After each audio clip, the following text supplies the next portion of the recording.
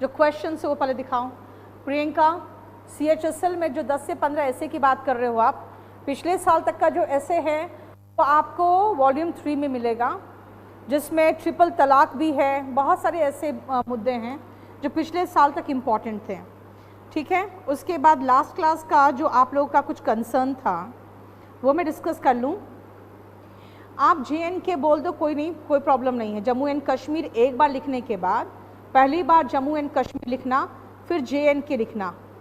Political pandits होते हैं ना जो पॉलिटिक्स के बारे में ज्ञान रखते हैं, ठीक है। हिंदी और इंग्लिश मीडियम में मुझे नहीं पता, इंग्लिश मीडियम ज़्यादा बेटर अभी ऑप्शन है लोगों के पास, इसीलिए आप कहोगे हिंदी मीडियम तो उसका नहीं कर सकते, कौन सा ज़्यादा स्कोर करेगा।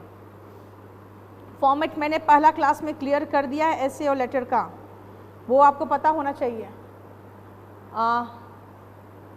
स्टार्ट क्लास शुरू हो चुका है, वरुण क्लास शुरू हो चुका है। बताइए और कुछ आपको, हम लोग 370 डिस्कस कर रहे थे, कुछ याद है? बताइए।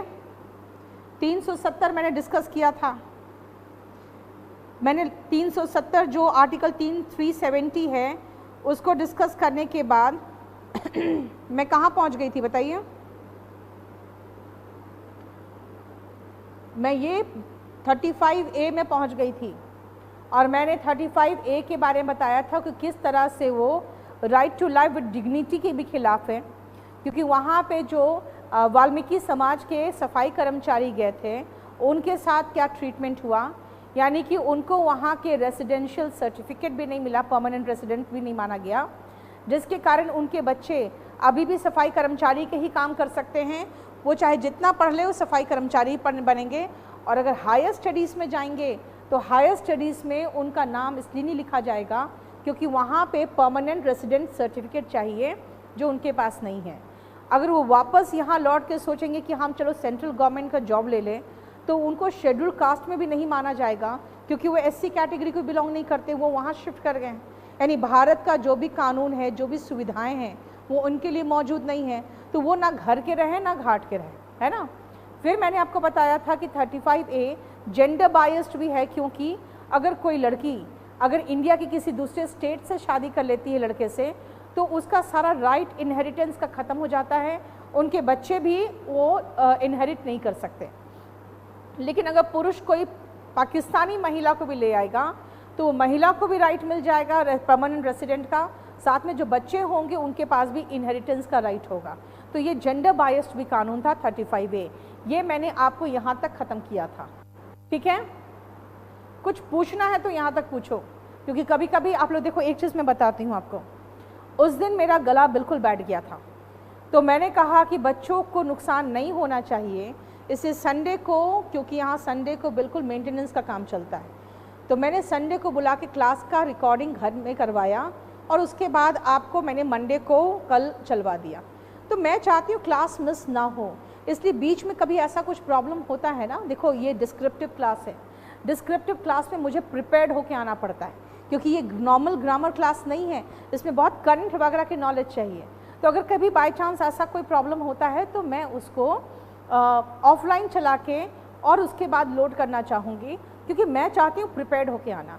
आप एक चीज़ मार्क कर लेना, जो कंटेंट और जो तरीका मैं लिखवाऊँगी आप देख लो, जो पिछले क्लास से मैंने लिखवाया है आपको वो डेटा सब जगह मिल जाएगा, लेकिन वो लैंग्वेज नहीं मिलेगा, क्योंकि वो ऐसे मैंने लिखा है, मैं कहीं से कॉपी एंड पेस्ट नहीं मारती हूँ।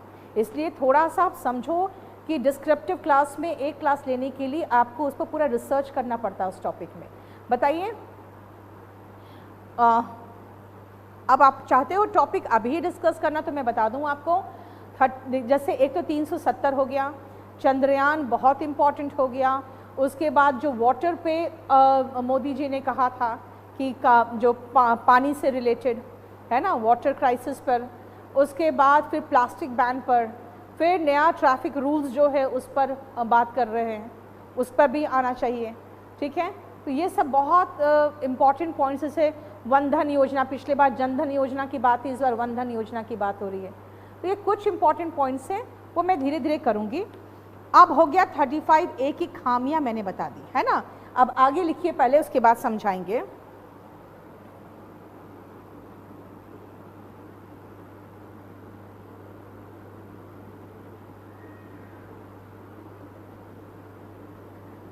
पैराग्राफ चेंज करना,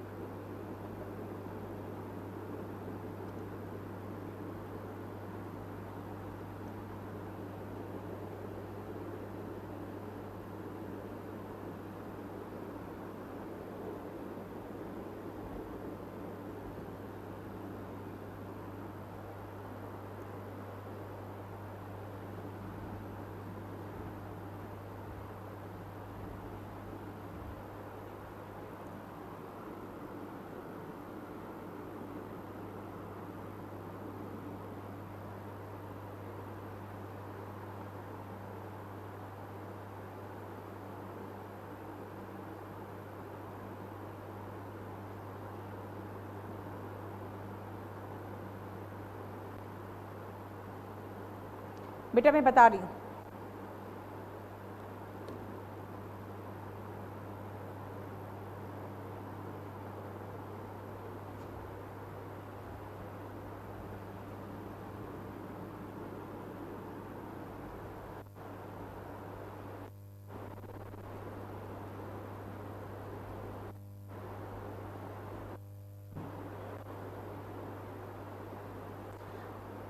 कर लिया, जल्दी करिए।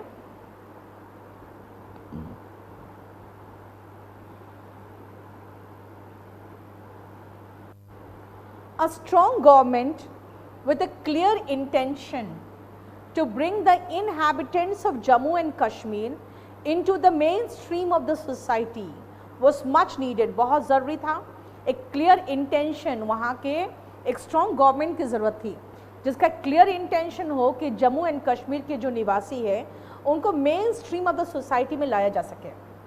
ठीक है, was much needed and the wait was over जब एनडीए गवर्नमेंट आया, श्री नरेंद्र मोदी के द्वारा हेडेड, और कब आया? After it's sweeping victory. Sweeping victory मतलब होता है बहुत अच्छे से, बहुत भारी संख्या में वो लेके आए सीट्स। लेकिन सच अ बोल्ड स्टेप ना ही सोचा जा सकता था, आगे से इमेजिन किया जा सकता था। और 4C का मतलब होता है पहले से देखना। यहाँ तक कि वर्स्ट नाइटमेयर में भी, नाइटमेयर का मतलब होता है दुस्वप्न, और सबसे खराब दुस्वप्न की बात कर रहे हैं बेटा। ठीक है ना, कहाँ पे? Higher echelons of power. Echelon मतलब होता है ना जो हायर रैंक ऑफ पीपल कहते हैं। Echelon is rank of people who had been thriving on the foreign funds granted to spread anarchy in the state। जो फॉरेन फंड्स पे जिंदा थे और वो फॉरेन फंड्स दिए जा रहे थे, क्यों? ताकि उस स्टेट पे एनार्की यानी कि अराजकता फैलाया जा सके। सिर्फ एक स्ट्रोक, स्ट्रोक का मतलब होता है ना जैसे इसे पेन से हमने मारा, एक स्ट्रोक से आर्टिकल 370 और 35A को स्ट्राइक डाउन कर दिया गया। लोगों ने कहा इतना आसान था, इतना आसान था तो आज तक क्यों था? ठीक है, ऑपोजिशन हक्का बक्का रह गया और ये बहुत बड़ा ब्लो था सबके लिए, ऑल ऑफ देम, उन सब के लिए बहुत बड़ा धक्का था। हो गया, मैं मिटाऊं अब? फ्लेबरगास्ट का मतलब जरूरत नहीं है बेटा, फ्लेबरगास्ट एंड फ्लेबरगास्टेड दोनों में से कुछ भी लगा दो यहाँ पे।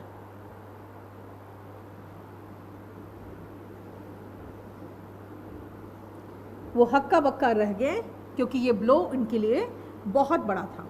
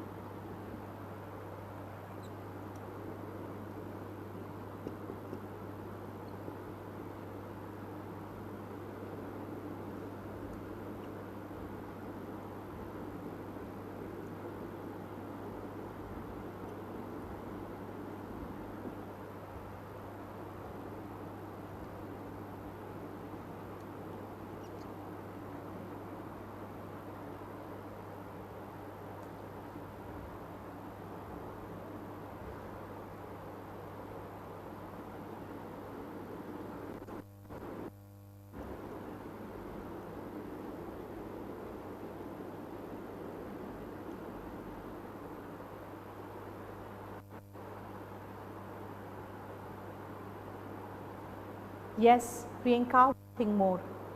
Remember that as far as such political essays are concerned, you cannot, you cannot ignore such facts. अब इसमें आप इसके अगेंस्ट अगर लिखोगे तो you will be writing against the integrity of the country, the unity of the country.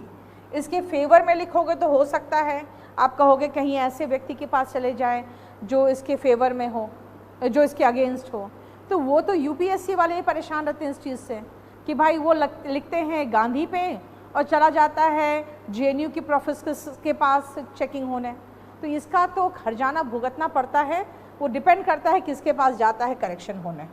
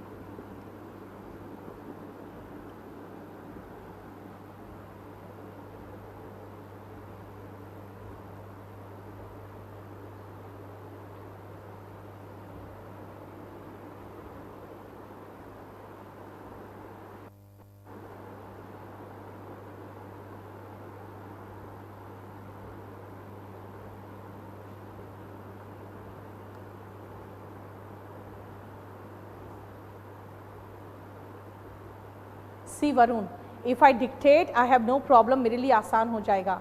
लेकिन मैंने हमेशा मार्क किया है कि अगर मैं डिक्टेट करती हूँ ना तो आप मिस्टेक्स करते हो लिखने में, आपके स्पेलिंग मिस्टेक्स होते हैं.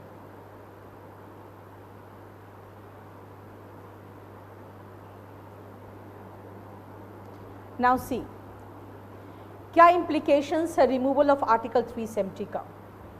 बहुत सारे हैं and good for the unity of the nation. Jammu and Kashmir अब कोई स्पेशल स्टेटस नहीं है उनके पास। आर्टिकल्स ऑफ द कॉन्स्टिट्यूशन और जितने भी लॉ हैं, जानते हो आपने कानून पढ़ा अगर होगा तो लिखा रहता है हर सेक्शन में, पता है, this section is applicable to all the citizen of the whole of India except Jammu and Kashmir. हर कानून में हर सेक्शन में लिखा रहता है। अब वो खत्म हो गया, सब कॉमन सिटीजन पर लागू होगा, चाहे वो रेसिडेंट्स और जम्मू एंड कश्मीर क्यों ना हो। Now Jammu and Kashmir shall have no separate constitution, कोई भी अलग से फ्लैग नहीं होगा।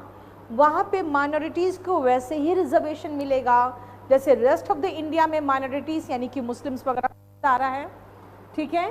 ड्यूरेशन जो लेजिस्लेटिव असेंबली का है अब 6 साल नहीं 5 साल होगा, और 35A का एब्रोगेशन के बाद अब वुमेन अपनी इनहेरिटेंस जो के पास राइट्स है वो बना के रख सकती है, चाहे वो किसी और से शादी क्यों ना कर ले। बताइए क्या पूछ रहे हो कुलदीप आप? आपका क्वेश्चन आया तब ना, ठीक है। दिखाओ नीचे क्या क्वेश्चन है इसका कुलदीप का, नीचे करिए और नीचे और नीचे। संडे से पहले आपका एक क्लास हुआ था। ओह, अब आप डेली क्लास बोल रहे हैं करवाने के लिए। फिर मेरा जो दूसरा बैच चलता है उसको बंद करना पड़ेगा, क्या करूं बताइए, अब देखना पड़ेगा। उतार लिया, स्क्रीनशॉट लिया।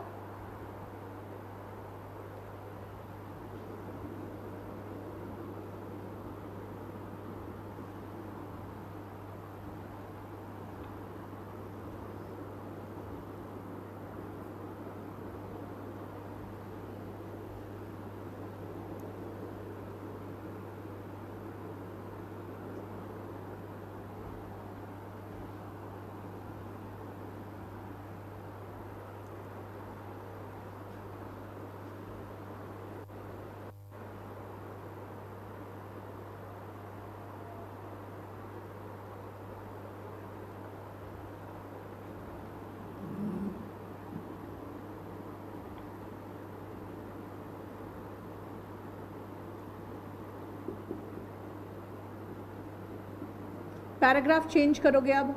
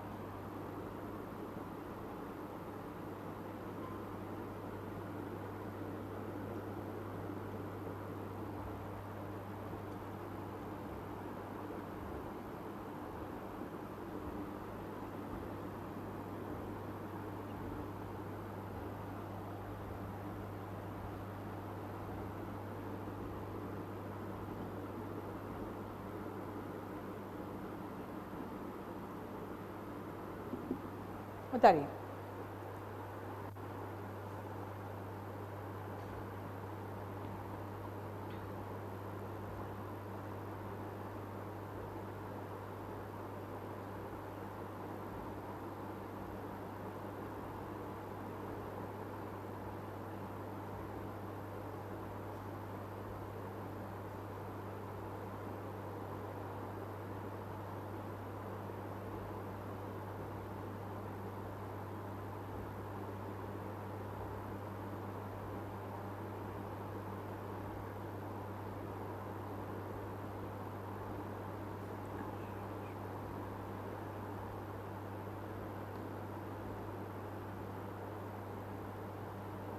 ओह सॉरी, लाउडली था, सॉरी।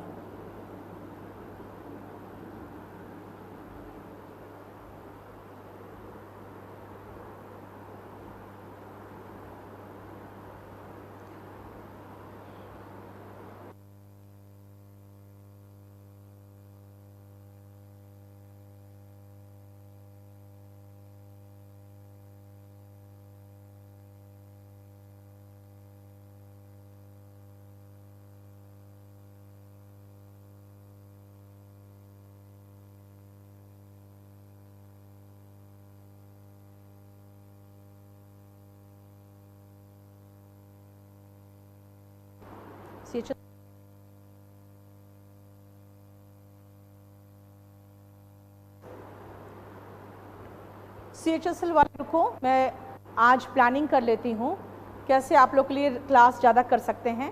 लेकिन एक बात है बेटा कि मैं कोशिश यही करूँगी कि मैं रात में बैठ के अपने घर पे रिकॉर्डिंग कर लूँ, क्योंकि देखो यहाँ पर 7:30 बजे तक बंद हो जाता है और 7:30 बजे तक ही मैं यहाँ पे मेरा क्लास चलता रहता है कहीं और। आपको पता ही है मेरा भी क्लास चलता है ना, और ऑब्जेक्टिव का क्लास चलता है 5 से 7 हर मंडे वेंसडे फ्राइडे को।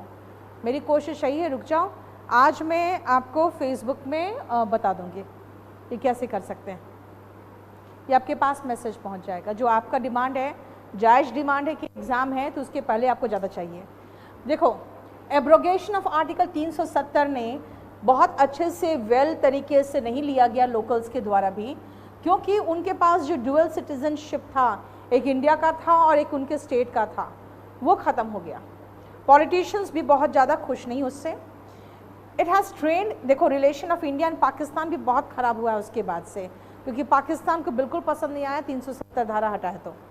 लेकिन overall it is a welcome step. क्यों? क्योंकि अब हम वन नेशन, वन कॉन्स्टिट्यूशन और वन फ्लैग देखते हैं। हम लाउडली एंड विद प्राइड कह सकते हैं that India from Kashmir to Kanyakumari is one. कहते हैं ना, कश्मीर से लेकर कन्याकुमारी तक भारत का अभिन्न अंग है। ये चिल्लाते रहो अभिन्न अंग है, अभिन्न अंग है, था ही नहीं, जबरदस्ती का चिल्ला रहे हैं। क्यों नहीं हम कहते थे कि बिहार भारत का अभिन्न अंग है, हरियाणा भारत का अभिन्न अंग है, क्योंकि हमें पता है अभिन्न अंग है। हम चिल्ला क्यों रहे थे कश्मीर को लेकर? क्योंकि हमें पता था अभिन्न अंग नहीं है। अब डोर्स आर नाउ ओपन, किसके लिए? कंपनीज और प्राइवेट बिजनेसमैन के लिए।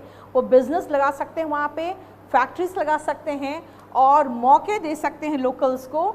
तो वहाँ पर क्या होगा? प्रॉस्पेरिटी यानी संपन्नता आएगा।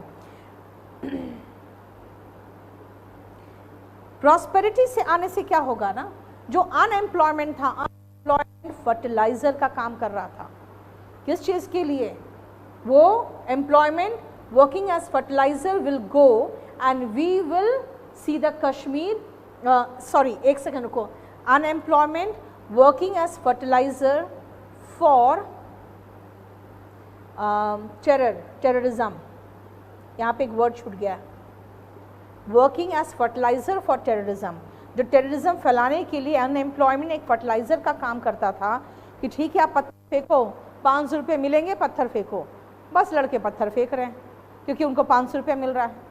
और इससे क्या होगा, जब उनको नौकरी मिलेगा तो वो फिर अनएम्प्लॉयमेंट जो फर्टिलाइजर का काम कर रहा था फॉर टेररिज्म वो चला जाएगा। और हम क्या देखेंगे? सी कश्मीर, यानी कश्मीर के साथ हमने द लगाया उस पर एम्फसाइज करने के लिए, वरना प्लेस के साथ द नहीं आता। The paradise that we had always dreamed of blooming on the crown of India. हम वो स्वर्ग देखेंगे खिलता हुआ इंडिया के क्राउन पर, क्योंकि सबसे ऊपर है, वो कश्मीर जो हमेशा हमारे सपने में था। ठीक है, बताओ कोई प्रॉब्लम?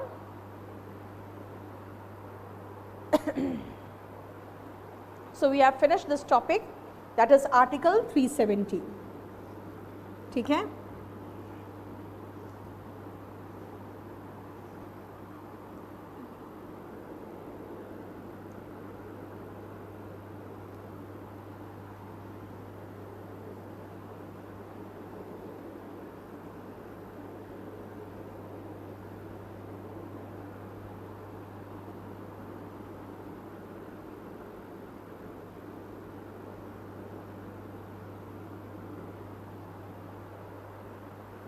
बताइए। लेटर का करा रही हूँ, एक लेटर का प्रैक्टिस करा दे रही हूँ आपको अब मैं।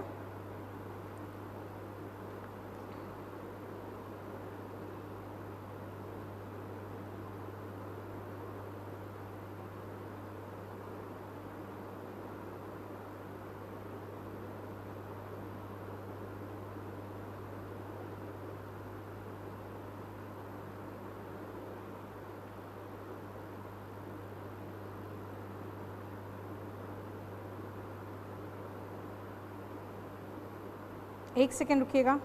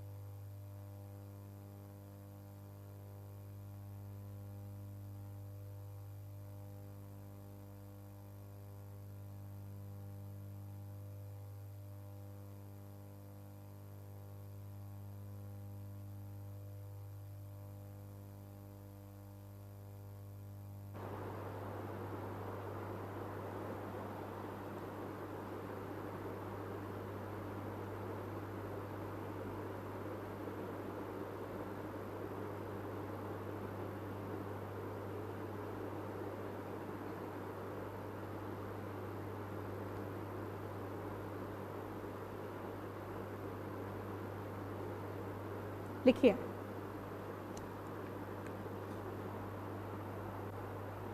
एक फॉर्मल लेटर लिखो, पहले हेडिंग लिखिए।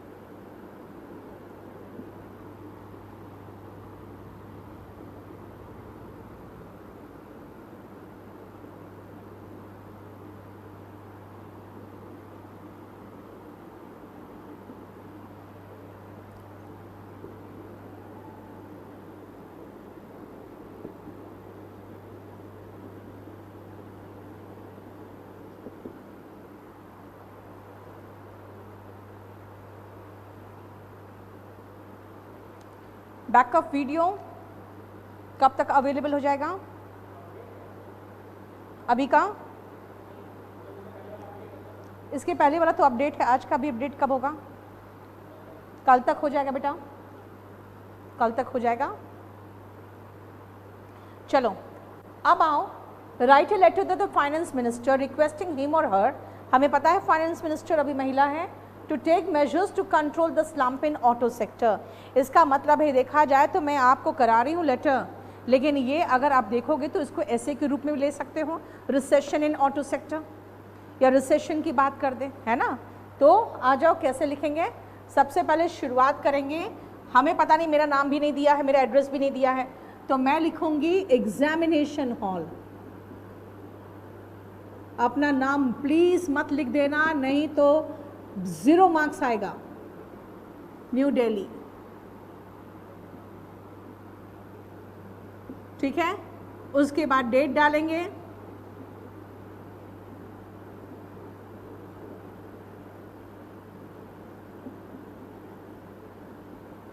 जो भी डेट हो देख लेना डेट।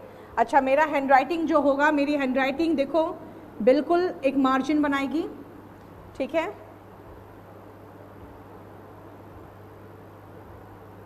एक सेकेंड रुको, एक सेकेंड बेटा, एक सेकेंड।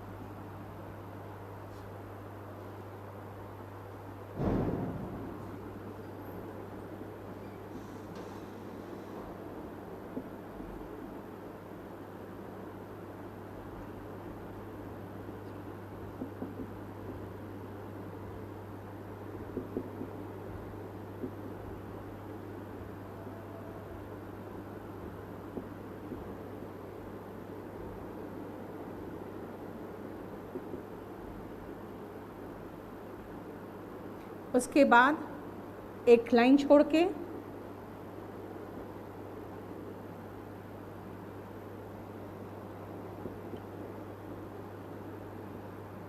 ठीक है, फिर एक लाइन छोड़ के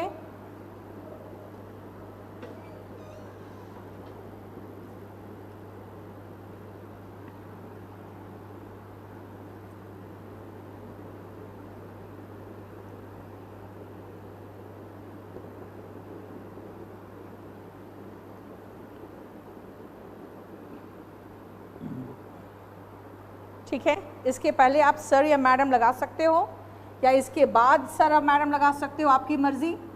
क्योंकि कुछ लेटर्स में आपको सब्जेक्ट पहले दिखेगा, कुछ लेटर्स में सर या मैडम पहले दिखेगा। जनरली हम लोग सब्जेक्ट के बाद सर और मैडम लगाते हैं, लेकिन उसके पहले भी चाहो तो लगा सकते हो। अब मैं आगे लिखूं,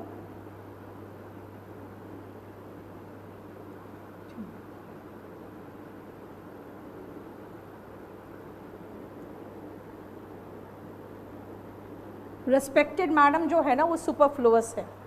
बताइए कोई प्रॉब्लम?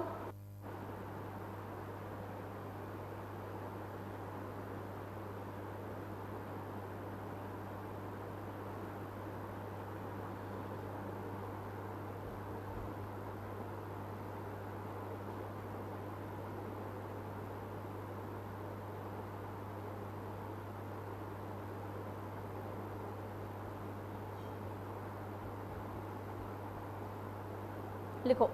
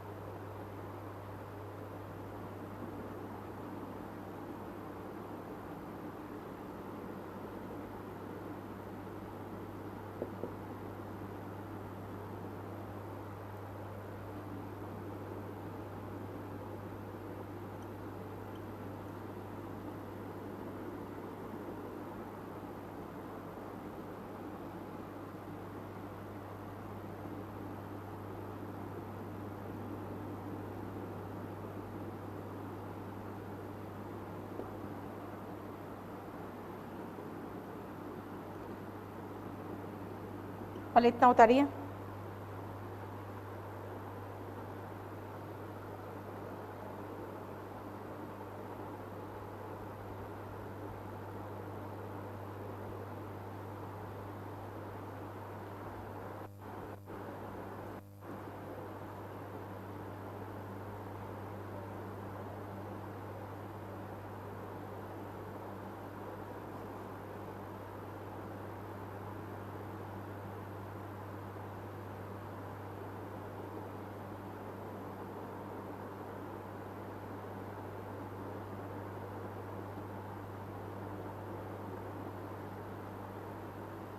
मेरे से एक छोटी सी गलती हो गई है, ये जो था ना ये यहाँ पे आना चाहिए था।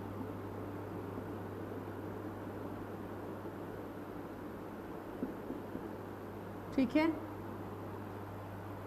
XYZ लिखने की ज़रूरत नहीं थी, लेकिन हाँ वहाँ आना चाहिए था।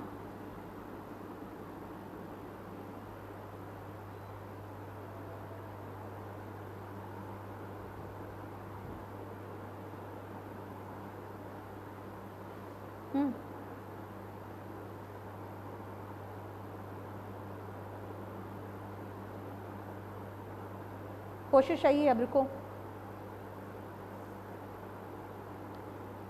ब्रीफली कराऊंगी मैं अब। This is to bring to your kind attention, क्या ऑटोमोबाइल सेक्टर है वो एक्सपीरियंस कर रहा है नेगेटिव ग्रोथ कुछ समय से।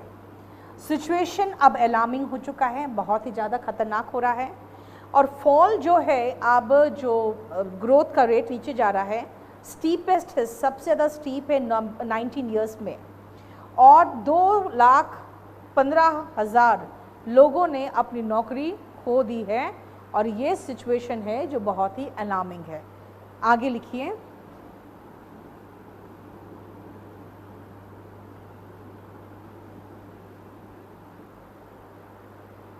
पैराग्राफ चेंज करिए।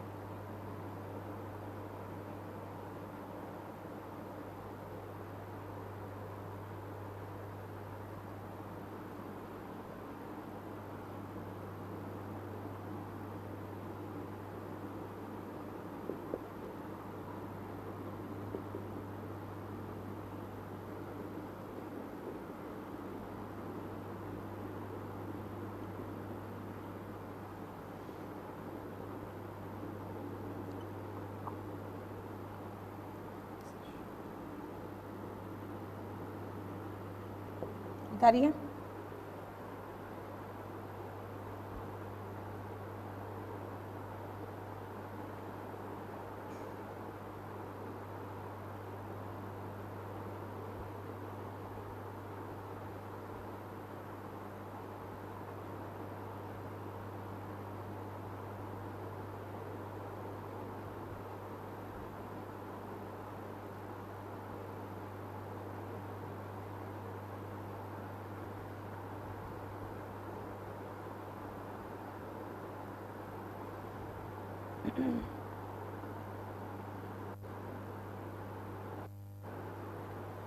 किशोर, this is for both the mediums. मैं सारा हिंदी में एक्सप्लेन कर रही हूँ, अब लिख के तो देखो पहले, ठीक है? हालांकि हिंदी का अलग से क्लास चल रहा है। प्रियंका का टॉपिक नोट कर लो, उसका प्रियंका का टॉपिक नोट करके मुझे भेज दो। तलाक जो है ना वो पहले भी, और जीएसटी, ट्रिपल तलाक और जीएसटी मैंने ऑलरेडी 2018 में डिस्कस किया था। हालांकि ट्रिपल तलाक का उस समय तक जजमेंट नहीं आया था, तो बस आपको एक पैराग्राफ खाली जजमेंट का ऐड करना पड़ेगा बस उसमें, ठीक है? और जीएसटी, ये दोनों मैंने डिस्कस किया हुआ है। आ जाओ madam, it is a quite challenging situation, क्योंकि ये जो स्लम्प है ना, it is not due to one factor, it is in fact due to many factors that have influenced the mind of the buyers who now do not feel any pride in owning a personal car, any pride in owning a personal car। यानी एक personal car रखने में अब इनको कोई भी ऐसा pride feel नहीं होता कि मेरे पास एक गाड़ी है। वैसी जो फीलिंग होती थी ना पहले हम लोग के पास, वो फीलिंग अब इसमें नहीं है लोगों में, ठीक है? The youth today are smart, वो स्मार्ट है, और डीमोनेटाइजेशन के बाद वो वाइज भी हो गए हैं और कैलकुलेटिव भी हो गए। अब एक बार एक डिस्कशन में आ रहा था कि भाई ऑटो सेक्टर में ऐसी मंदी कैसे चलेगा, कैसे चलेगा। उसमें एक जो था बड़ा स्मार्ट था, उसने कहा कि भाई आप ही कहते हो ना कार पूल करो, लोगों ने पूल कर लिया। आप ही कहते हो ना कि पॉल्यूशन फैलता है, लोगों ने समझदारी दिखा दी। आपने पैसा हटा दिया मार्केट से डीमोनेटाइजेशन करके, तो लोगों को जो बाहर खाते पीते थे, मज़े करते थे, उन बेचारों के पास पैसे नहीं रहे, तो उन लोगों ने क्या किया, घर का खाना खाने लगे। अब जब उनको घर का खाना में स्वाद आने लगा है तो वो सोच समझ के पैसे खर्च करते हैं। तो आपको क्या परेशानी है, क्यों बोल रहे हो गाड़ी खरीदो गाड़ी खरीदो? वो नहीं खरीदेंगे क्योंकि उनके पास और भी अच्छी चीज़ें हैं जहाँ पैसा इन्वेस्ट किया जा सकता है, उनको गाड़ी नहीं खरीदनी। तो ये सारी भी एक्सप्लेनेशन है। मैं आ रही हूँ काजल, उसमें आ रही है। देखो ओला एंड उबेर का अगर आप नाम लोगे ना तो प्रॉब्लम क्या है, सुनो। ठीक है, मारुति के भी जो चेयरमैन हैं उन्होंने कह दिया ओला और उबेर के लिए, लेकिन प्रॉब्लम क्या है ना, अगर ओला एंड उबेर के कारण ये गाड़ियाँ कम बिक रही है तो ओला एंड उबेर की गाड़ियाँ क्यों नहीं बिक रही हैं? उनको भी तो खूब बिजनेस फलना फूलना चाहिए था, उनका बिजनेस भी डाउन जा रहा है। फिर कहोगे आप ओला एंड उबेर, तो भाई हैवी व्हीकल्स क्यों नहीं बिक रहा है, ट्रक्स क्यों नहीं बिक रहे हैं? अब ओला एंड उबेर की बात करोगे तो आप बताओ ट्रैक्टर्स क्यों नहीं बिक रहे हैं? इसीलिए आप ये जो बात कह रहे हो ना, ये बहुत स्मॉल प्रोपोर्शन जो है सोसाइटी का, आप उसकी बात कर रहे हो। अगर आप ओला एंड उबेर की बात करोगे तो भाई लोग, ओला एंड उबेर में ऐसी कोई गाड़ी नहीं चलती, वो भी लोगों की पर्सनल गाड़ी है, ठीक है ना? उन्होंने ओला एंड उबेर में अपना रजिस्ट्रेशन करा लिया है और वो ओला एंड उबेर चला रहे हैं। इसका मतलब है देखा जाए तो ओला उबेर तो लोगों को एम्प्लॉयमेंट का साधन दे दिया है। सब लोग जितने भी अनएम्प्लॉयड लोग हैं खूब गाड़ियाँ खरीदते, गाड़ी खरीद के ओला और उबेर में अपनी गाड़ियाँ चलाते और कमाई करते।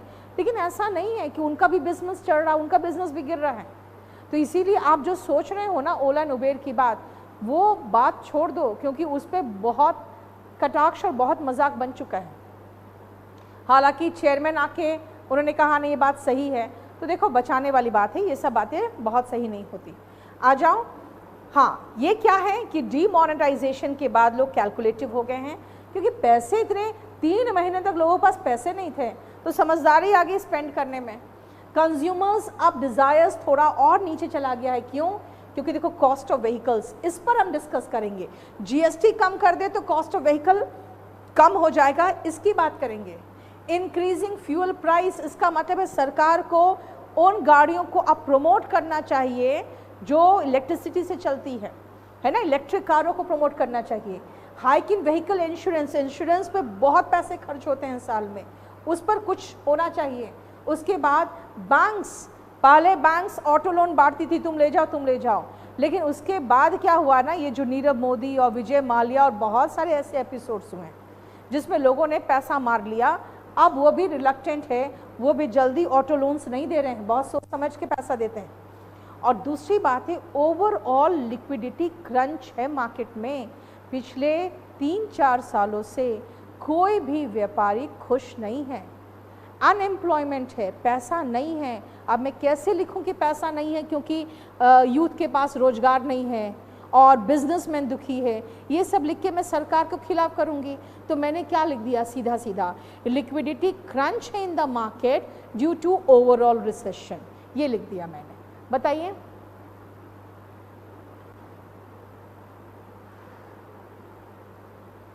यस, अभी मैं आ रही हूँ प्रियंका, उसमें रुक जाऊं, उसमें रुको, अभी आ रही हूँ। उतारा था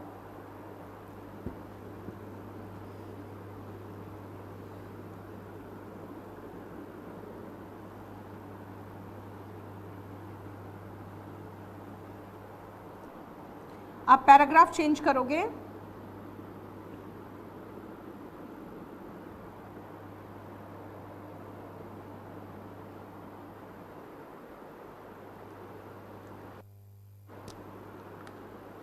देखो ये लेटर है, इसलिए मैं सब पैराग्राफ के बाद ना मैडम लिख दे रही हूँ शुरुआत में। आप ऐसे लिखोगे तो मैडम हटा देना, आपके पास पूरा कंटेंट है, आप चाहोगे तो उसको ऐसे में कन्वर्ट कर सकते हो। लिखिए आगे।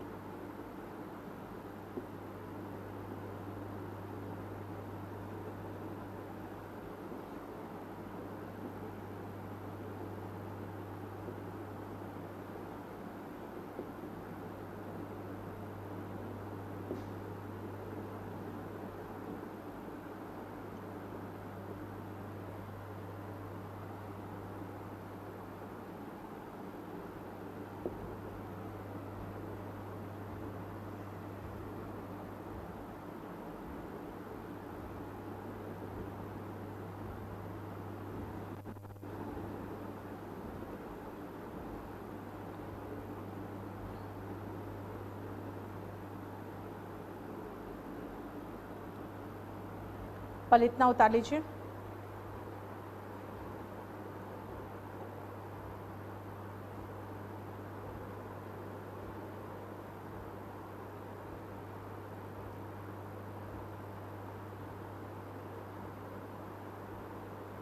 सी another one is for Hindi Kishore, ये तो इंग्लिश के लिए है। अब आप कहोगे इसको मैं हिंदी में लिखूं, वो नहीं होगा, हिंदी का बैच अलग है, ठीक है। सेम टीचर आपको हिंदी और इंग्लिश दोनों में नहीं दे सकता। Madam this grave situation can be overcome by certain benevolent, का मतलब होता है kind steps of the government, government के कुछ उदार स्टेप्स होना तो हम इस सिचुएशन से उबर सकते हैं। Price of vehicles can be made attractive, कैसे? बाय रिड्यूसिंग जीएसटी, जो 28% है उसको 18% या 16% कर दो। एटलीस्ट इस स्टेप से ना किक स्टार्ट हो जाएगा डिमांड का फॉर व्हीकल्स। अगर वो कह दे कि हाँ अब हम जीएसटी कम कर रहे हैं, this is for this 3 months, तो लोग गाड़ियाँ खरीदना शुरू कर देंगे, कम से कम शुरू हो जाएगा। उसके अलावा जो नॉन बैंकिंग फाइनेंशियल कंपनीज है ना, जो नॉन बैंकिंग सेक्टर्स है, जो गांव में जनरली जो गाड़ियां हैं वो फाइनेंस करने वाले यही सेक्टर्स है। अब इनके पास खुद ही लिक्विडिटी नहीं है, ठीक है, तो उनको थोड़ा सपोर्ट किया जाए इस क्राइसिस से उबरने में सरकार के द्वारा। गवर्नमेंट को अब क्लियर एंड प्रिसाइज होना पड़ेगा कि आप इलेक्ट्रिक व्हीकल्स के मामले में क्या सोच रहे हो, क्योंकि जनरली क्या होता है ना, जीएसटी का रिबेट खाली इलेक्ट्रिक व्हीकल्स में है। भाई अगर इलेक्ट्रिक व्हीकल्स में जीएसटी का रिबेट दे रहे हैं हम, तो इलेक्ट्रिक व्हीकल्स को प्रमोट करिए, आपको प्रिसाइज होना पड़ेगा। अब आइए, ये जो BS6 वेरिएंट वाली जो गाड़ियाँ थी ना, वो अप्रैल 2020 में लॉन्च होने वाली थी, तो लोग यही सोचने लगे कि बाई चांस अगर अप्रैल 2020 में जो गाड़ियाँ लॉन्च होगी उसके बाद कहीं पुरानी जो गाड़ियाँ हैं उस पर कोई पाबंदी आ जाए और फिर हम क्यों खरीदे पुरानी गाड़ियाँ, है ना। तो इसके कारण क्या था कि लोगों को डर था कि हमें आगे क्या करना चाहिए, सोच समझ के ही करें, इसलिए गाड़ियाँ बिकना बंद हो गई। तो देखो BS6 variant,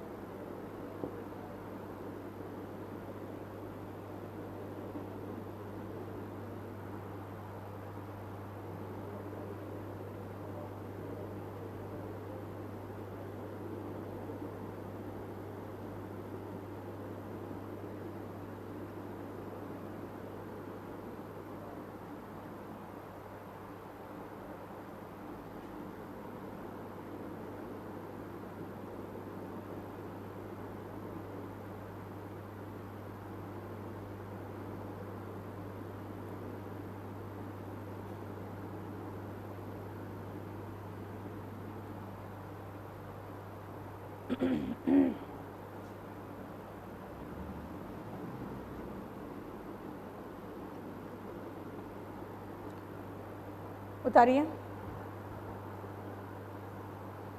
yes I know Priyanka, GST council ने डिक्लाइन कर दिया है। उन्होंने कहा है कि भाई 42,000 करोड़ का हमारा जीएसटी है, ठीक है, हम कैसे छोड़ दें। प्रियंका देखो बात क्या है ना, या तो आप कहो कि भाई हम तो जीएसटी छोड़ेंगे ही नहीं, जैसे नहीं पहले होता था कि लगान लेती थी ब्रिटिश सरकार कि भाई तुम कुछ कमाओ या नहीं कमाओ, लगान तो हमें चाहिए, भले हम चमड़ी नोचोड़ लें। इससे क्या होता था, किसान मर जाता था, आत्महत्या कर लेता था। वही सेम कंडीशन है कि भाई पहले आप उनको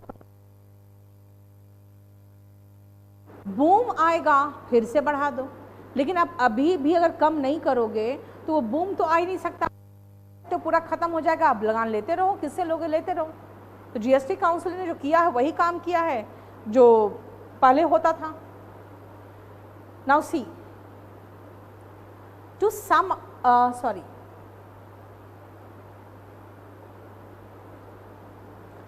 देखो जो गवर्नमेंट है प्रिसाइज एंड क्लियर होना चाहिए regarding electric vehicles to. BS6 जो वेरिएंट है वो 2020, अब 2020 में आएगा तो कंज्यूमर का मानना है थोड़ा रुक ही जाते हैं। अब अगर 2020 तक कंज्यूमर रुक रहा है अप्रैल तक, तो फिर क्या होगा ना, जो अभी गाड़ियां बन चुकी है वो गाड़ियां कौन खरीदेगा। तो लिक्विडिटी तो ख़त्म हो गया कंपनीज के पास। अब वो कंपनीज फिर से 2020 के जो BS6 कार्स होंगे उनका क्या करेगी। इसमें हमारी जो फाइनेंस मिनिस्टर उन्होंने ये कहा कि जो पुरानी गाड़ियां हैं उनका कोई प्रॉब्लम नहीं होगा, वो कंटिन्यूड रहेगी BS6 आने के बाद भी। फिर भी कोई भी इम्प्रूवमेंट नहीं दिखा, ठीक है। सम अप हम कहना चाहते हैं ये कह के कि चीपर और ईजिली अवेलेबल ऑल्टरनेटिव्स ऑफ जो हमारे पास है विकल्प है ट्रांसपोर्ट के मौजूद है। हम ओला और उबेर का नाम नहीं ले रहे हैं, लेकिन देखो ये बात भी सही है कि पहले ज़माने में दिल्ली में ही एक तो बसेस की हालत बहुत ख़राब थी, मेट्रो नहीं था, और उसके बाद आपके पास टैक्सी में बैठने के लिए बहुत पैसे की ज़रूरत होती थी और ऑटोज़ बहुत कम थे। ऑटोज़ की जो लिमिटेशन बांधी गई थी कि उसके ऊपर ऑटोज़ नहीं हो सकते।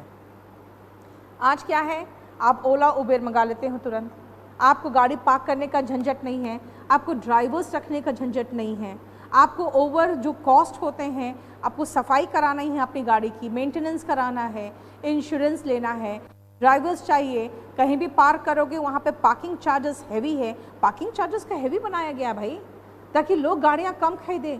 तो ठीक है ना, आपने इतने सारे स्टेप्स लिए गाड़ियाँ कम करवाने के लिए, तो गाड़ियाँ कम हो गई। बात तो वही है ना। इसे देखो,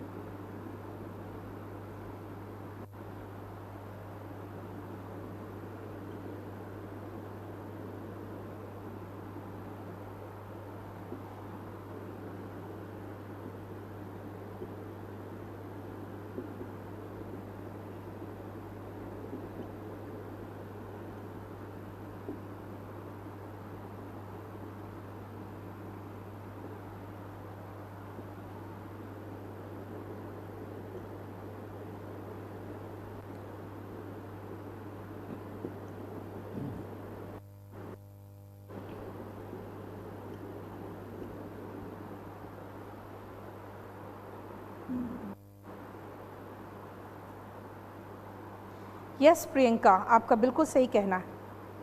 टैक्स बढ़ाने से लोग परेशान होते हैं।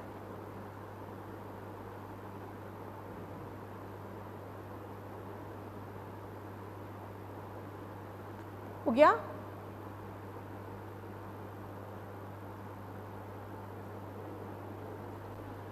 अब देखो, इसमें आपको सारा कंटेंट्स मिल गया, जितना कंटेंट्स चाहिए था सब मिल गया। क्या है? टू सम अप, मैं कहना चाहता हूं कि with cheaper and easily available alternatives, car के ट्रांसपोर्ट का जो ऑल्टरनेटिव्स मौजूद है, कंज्यूमर्स को एक कार के अलावा और भी बहुत कुछ चाहिए ताकि वो कार खरीदे। क्या? अगर डेटरेंट्स है जो आपको रोकता है, क्या क्या रोकता है? Heavy parking charges, maintenance cost, toll. अब शहर के अंदर ही टोल है, अब मुंबई चले जाओ। Traffic and overall condition of roads needs to be addressed. Many issues need to be addressed before the good old days of auto sector arrives back. Yours sincerely XYZ। इसके पहले आप यहाँ पर चाहो लिख दो थैंकिंग यू, ठीक है? तो कोई प्रॉब्लम?